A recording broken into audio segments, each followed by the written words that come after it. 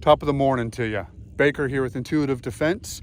Right over here where the mule is, we have a downed coyote that we just shot here on the property. Obviously the mule wasn't there when I took the shot. I'm just using the mule as identification purposes. But let's head over there, take a look at the downed coyote and talk about the situation. So here we are at the location of the downed coyote. Here I have my trusty workhorse of a mule, just marking the location. So there is the downed coyote. Before we get too close, let's go ahead and just make sure that homeboy is dead and not playing possum by just getting a little bit of a muzzle jab. Yep. He seems to be, or he or she, I don't want to misgender him, seems to be sleeping really well. So you might be asking yourself, how did I end up with a downed coyote? Great question.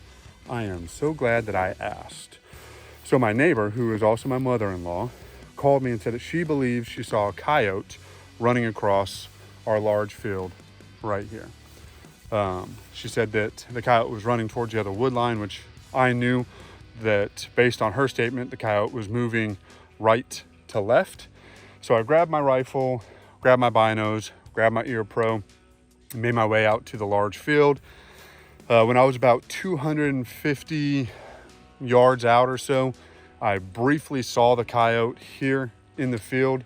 Right over here, there's actually a patch of grass that is clean cut, so it was easier to identify. Unfortunately, I didn't have a clear angle to fire at that point in time, so I wasn't able to take the shot.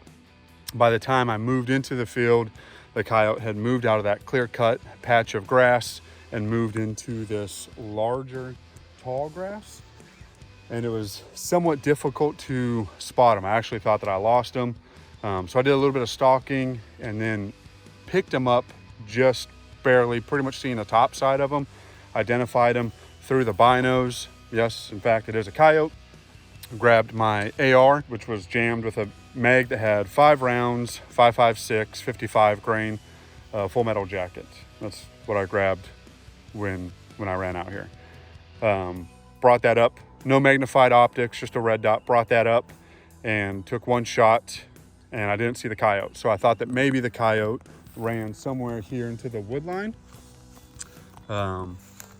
but I wasn't too sure. I didn't see the coyote take off running or anything like that. So I started walking this direction looking for any type of movement or unhappy coyote. Once I got a little bit closer, I saw a little mound right there, which looked like a coyote. Walked up to it, not that close, but walked up at a distance and saw that it was in fact the coyote, which appeared to just fall right where he stood. I haven't looked to see where the round impacted, but I'm guessing it was quick no matter where it hit, because it just fell. No running, no nothing. So that's how we are in this situation with the downed coyote.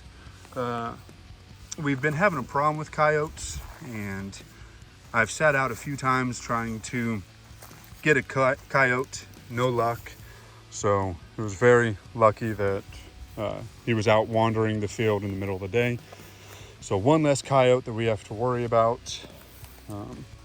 But now I know that they do move out in this area through the day, so maybe I need to change up my method some and just take into account where I need to be, times I need to be. Probably set up some game cameras just to see if we can catch any additional coyotes moving both day and night.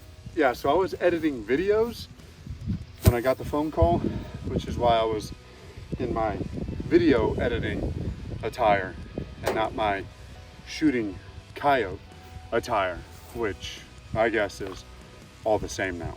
So that's cool.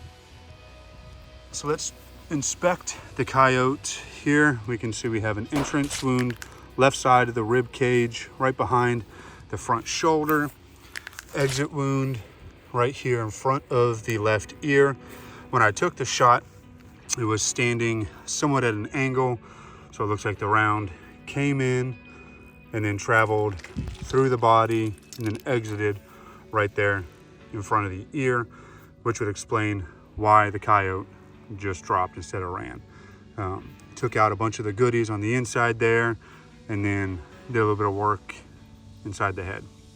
So this is good. Like I said before, we've been hearing a lot of coyote activity here in the woods at nighttime. They have been a nuisance to a lot of the livestock in this area.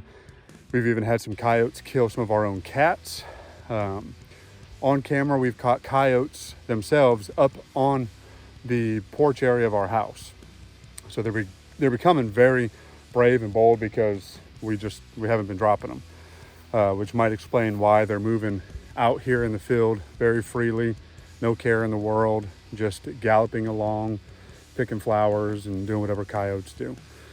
But not this one. So let that be a lesson to the rest of you coyotes that are watching. Not here. All right. Anyways, so this will definitely enforce us to be to up our anti-coyote activity. Geez, that was incredibly difficult to say, and I'm not too sure why. Probably because I haven't had enough coffee, which is why I probably also made that shot. If I would have had more coffee, I would have been like, and then there would have been rounds all over the place. I would have for sure hit that bird over there. Anyways, not the point. So we're going to step up our anti-coyote activity and start trying to thin more of them out. But I guess that's it for this video. I do appreciate you guys watching. Stay tuned for the next video. Bye. What the hell am I doing? Why is the camera slowly getting closer to my face? Stop that. God, I'm so weird. Why am I know this is me that's doing it, but why? Stop, come on.